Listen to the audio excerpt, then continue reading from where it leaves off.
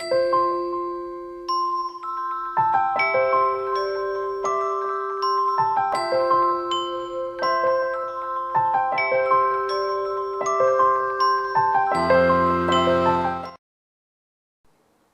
guys, that's Tom. How's everyone doing? Good, I hope, as always. I didn't know if I was going to review this one. I actually planned to buy it recently, and then I kind of decided against it and worn it more and more and more, and then thought, I don't know if I can review it. Just because it's a bit of a difficult one, but I thought, no, I'm not going to give up. It's a really popular fragrance, it's really well loved, so I just hope I can do it justice, because it is very tough, this one, I'm not going to lie, and I hate the tough ones, but you know, if I gave up every hurdle, what else would I do? Anyway, this is Christian Dior's Dune. It came out in 1991, it is an Oriental woody, and before anybody asks, yes, this is the reformulated version. Would I kill to get my hands on the original? Yes. Does it come up very often? Not so much, unfortunately. Yeah. Really, really good. Almost bought it, but switched out at the last minute and bought something else for a lot more money, unfortunately. So yeah, this fragrance is great. It's, oh my gosh, he is just driving me crazy today.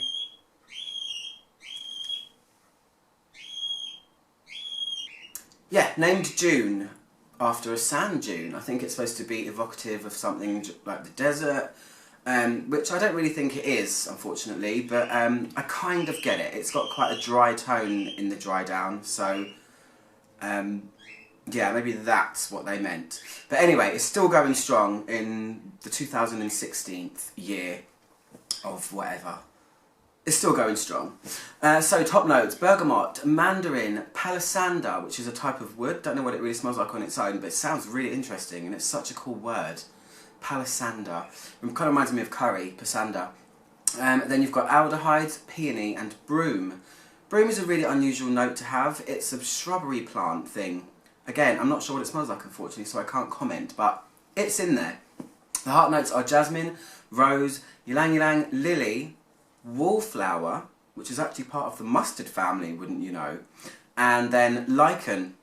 I'm not sure if that's supposed to be oak moss, but oak moss is actually listed in the base as well, so maybe lichen is some other type of tree-dwelling moss that I don't know about. Interesting enough, anyway. Then the base notes are vanilla, patchouli, benzoin, sandalwood, amber, oak moss, and musk. So this one is really, really multifaceted, and it really does take a bit of time to develop and kind of get to when it smells like June, but the opening is really unusual, and that's what's been throwing me all over the place with this one. It's kind of, the opening of this to me is quite aldehydic. The aldehydes are really quite prominent, and I can tell they're in there quite a bit because it feels like it's got the DNA of Dolce & Gabbana Red Cap in it. It's got this kind of soapy, almost a little bit fizzy opening down one side. And I can really smell, that's not listed, galbanum. Galbanum is a very green note, it's very smooth, it's very planty, and I can smell like an aldehyde green galbanum smell in the opening.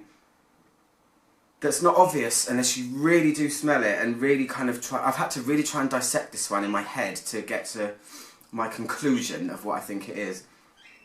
So that's one part of the opening. The other part of it is a very sharp, crisp, woody smell with the tang of orange, or a tang of something really high-pitched and citrusy. So it's split in two at first. Your nose is smelling soft, soapy things, as well as very sharp, woody and kind of sexy notes. Really weird. A little bit bizarre. But really nice. It's really pleasant. It's quite sexy and, you know, oh, what am I smelling? It feels like it might be familiar, but not. It's got a mystery about it, which I really like. And I think this was really popular when it came out. I think it's still popular today, but yeah, I can't really comment on the whole reformulation, unfortunately. I wish I could, but I can't. So you get that for a while. It's like a tingliness from the aldehydes, and they're kind of smooth and soapy, like I said.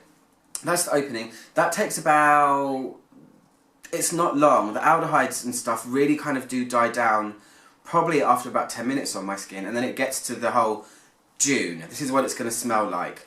Still really multifaceted when it's drying.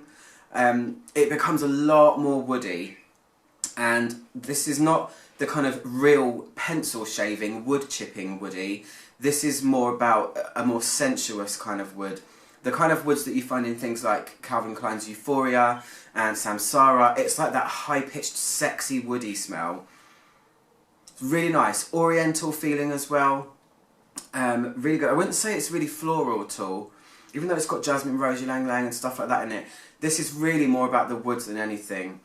Still with that really sharp tang. It's got a real kind of sharp citrusy tang to it that it's kind of like orange, but I don't know. It's not really orangey. It's another type of citrus, even though it smells, it feels like it should be orange, but it isn't. So sorry about that. I can't really go much further on that because it's just baffling in that way. It's good. It's got an air of mystery, like I said. Some more tones start to come out to play when it dries as well. I get a powderiness coming through from it, but it's not an obvious, you know, baby powder kind of smell. Bird is on the menu tonight. It goes a bit softer as well, so there's a real soft undertone to this, a soft powdery undertone, but then a real stab of sharpness and a real stab of crisp woods in it as well, all together with this kind of orangey tang. Very weird. Less aldehydes, thankfully, for those of you that don't like aldehydes. And what's really weird, and this probably won't mean anything to you guys because you haven't smelled it yet, but this reminds me a little bit of the Fawn I made when I went to Glass, my fragrance Fawn, which I will review. There are differences, but there's quite a lot of similarities as well. There's aldehydes in that as well, which is probably why it smells a bit similar. And sandalwood, and jasmine, and musk.